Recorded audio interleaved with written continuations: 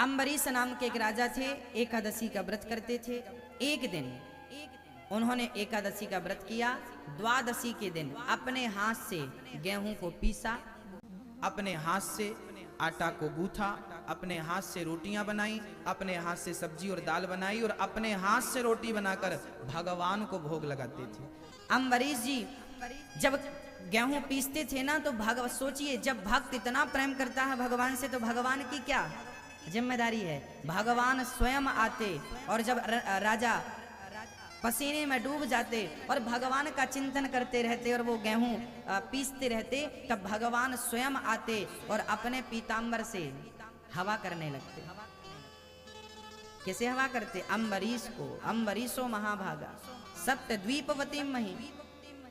अम्बरीश को भगवान अपने पीतांबर से हवा करते थे। आहा, एक दिन अम्बरीश ने देखा कि हवा कहाँ से आ रही है। आंख बंद करके वो करते थे सारा काम, चिंतन में डूब के। आंख खोला तो भगवान बैठे, चरणों में गिर पड़े, प्रभु मुझ पापी को आपने और पापी कर दिया, आप मेरी सेवा कर रहे हैं, मैं नरक जाऊंगा प्रभु। तब भगवान ने हृदय से लगाया, अम्बरीश आप मुझसे इतना प्रेम करते हैं, मेरा तो बैकुंठ में जी नहीं लगता, बार बार आपके पास आने का मन करता है, इसलिए मैं आपका दर्शन करने चला आता हूँ। जब आप भगवान से प्रेम करेंगे तो वो भी आपसे प्रेम करेंगे। अहम भक्त पराधीन यस्वतंत्री वध्वजा। भगवान भक्तों के अधीन होते हैं मेरी माँ। भगवान स्वतंत्र नहीं है। नारद जी भी कहते ना, भगवान नारद जी ने कहा परम स्वतंत्र न सिर पर कोई, पर नारद जी की बात बिल्कुल गलत थी। नारद जी कह रहे हैं आप स्वतंत्र हो, पर भगवान से पूछा गया कि प्रभु क्या आप स्वतंत्र हैं, तो भगवान ने कहा नहीं नहीं मैं स्वतंत्र नहीं हूं, मैं तो भक्तों के अधीन हूं। अहम भक्त पराधीन, मैं भक्तों के वश में हूं। अरे वश में नहीं होते तो जगत को नचाने वाला भगवान गोपियों के सारे पे नाच रहा है। गोपियां कहती हैं छाछ पिलाएंगी, जरा नाच को दिखाओ। ताही अहीर की छोहरियां छछियां भरी छाछ पे नाच नचावे।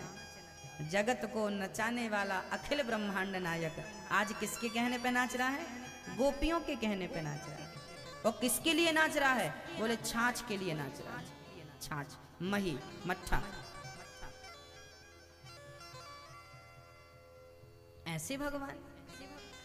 तो दो पहलू आप देखिए, एक ये था कि भगवान को लात मारा भृगु जी ने तो भगवान सहन कर लिया, और दूसरी तरफ अम्बरीश एक दिन एकादशी द्वादशी को ब्राह्मणों को भोजन करा रहे थे कि तभी दुर्वासा जी आ गए।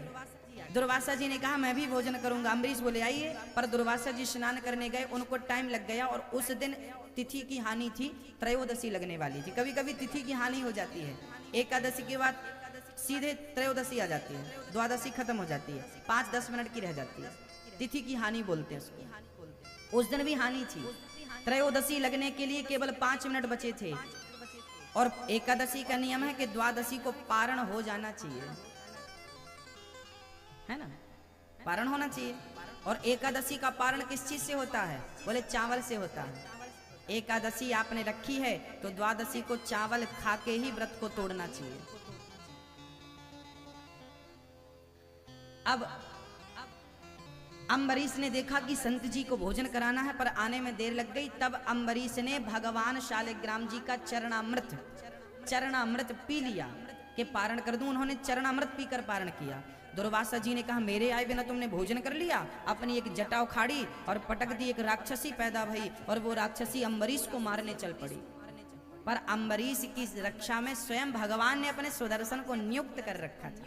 सुदर्शन ने जला दिया कृत्या को। अब अम्बरीश की रक्षा के लिए सुदर्शन दुर्वासा को मारने बढ़े। अब दुर्वासा जी चिल्ला रहे हैं शंकर जी बचाओ। शंकर जी बोले हमसे पंगा लिया होता तो बचा लेते, भगवान नारायण के सुदर्शन से कौन बचाए? ब्रह्मा जी बचाओ। ब्रह्मा ने कहा आना मत यहाँ। तब नारायण की शरण में गए दौड़े दौड़े दुर्वासा जी, हे प्रभु मेरी रक्षा कीजिए, मेरी रक्षा कीजिए। भगवान बोले क्या हुआ? बोले आपका सुदर्शन पीछा कर रहा, मुझे मार डालेगा। भगवान बोले कि देखो दुर्वासा जी, यदि आपने हमारा कुछ बिगाड़ा होता तो हम आपको निश्चित माफ कर देते, पर आपने बिगाड़ा किसका है?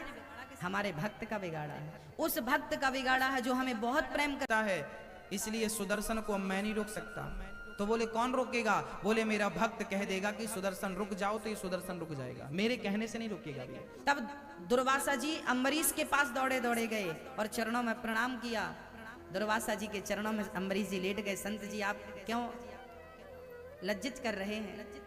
दुर्वासा ने कहा भक्त मैं समझ गया कि आप बड़े श्रेष्ठ हैं, सुदर्शन से कह दीजिए नहीं वो मेरा गला काट देंगे।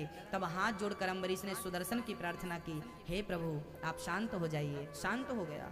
ये बात सिद्ध हो गई कि भगवान को लात मारा भृगु जी ने तो भगवान ने भृगु को क्षमा कर दिया, पर दुर्वासा ने भक्त का अनादर किया तो भगवान ने रक्षा नहीं की, भक्त ने रक्षा की तो रक्षा हुई। ये सिद्ध हो गया कि भगवान आपको माफ नहीं करेंगे यदि आपने भक्तों का कुछ बिगाड़ा।